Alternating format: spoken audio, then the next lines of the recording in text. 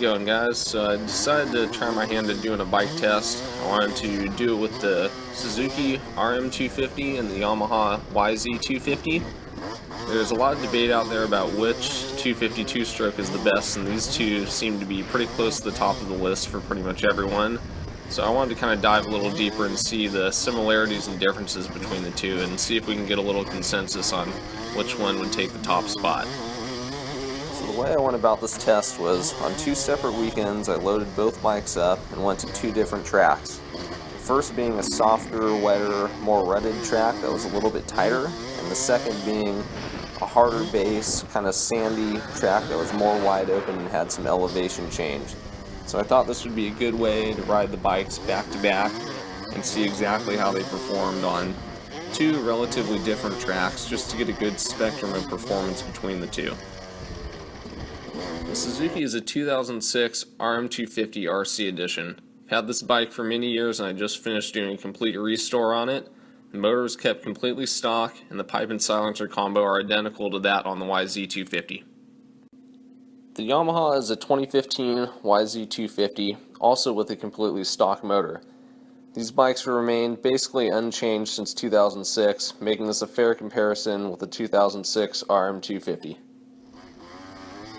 When hopping on the Suzuki, one of the first things I noticed was how similar the motor was to the YZ. Back in 2005, Suzuki essentially cloned the YZ motor and gave it minor updates in 2006.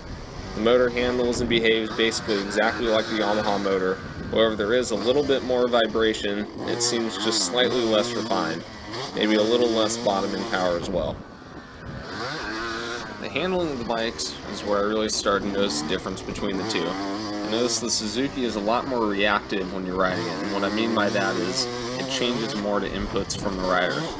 It's easier for me to initiate turns on it, it's easier for me to stick the bike in ruts and have it stay there. The first track I rode was a little tighter, a little more rutty and deep. I noticed it was a lot easier for me to use inside lines, and I could trust the bike more leaning in. The Yamaha had a little bit more of a tendency to want to wash the front end out mid-corner, whereas with the Suzuki I could actually push into the rut and lean over with more confidence. However, this is a little bit of a trade-off, because it's not quite as stable at speed.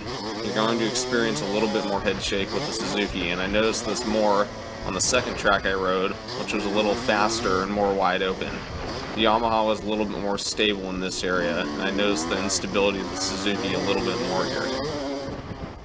Compared with the Suzuki, the Yamaha was quite a bit more stable. I experienced a lot less head shake at speed on this bike going through chop, especially coming into corners quickly.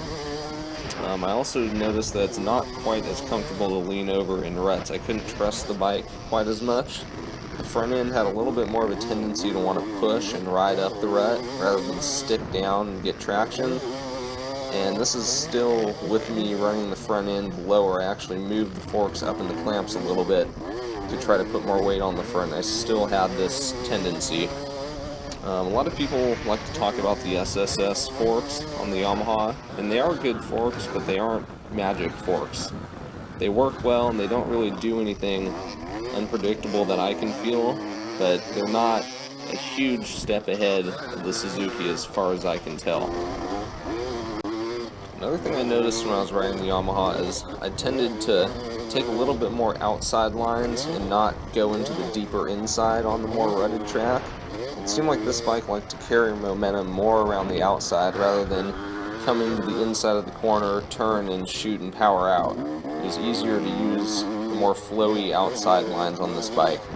I think that's why I like this bike a little bit better on the more wide open sandy type track. There weren't quite as many tight corners and I used the outside a little bit more to carry momentum, and the bike was more stable in these areas.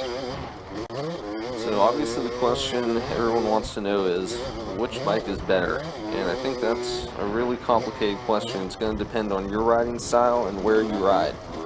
So if you're more of a rider that likes to take the inside lines and you ride tighter, more rutted tracks, the Suzuki is probably going to suit you a little better. If you ride tracks that are more wide open, maybe not quite as many ruts, you like to be aggressive on the outside lines, the Yamaha is probably going to suit your style pretty well. But honestly, the bottom line is, both of these bikes, they're very similar and they're both very good.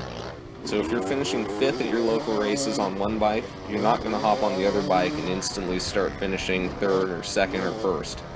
It's just not going to happen.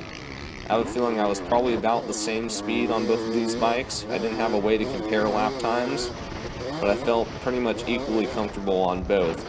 And neither of the bikes did anything that scared me or were unpredictable or really caused me to do anything totally different. Alright guys, so that's a wrap. Hopefully you enjoyed this video and it was informative enough for you. This is my first time making a video like this, so let me know what you think. Thanks for watching.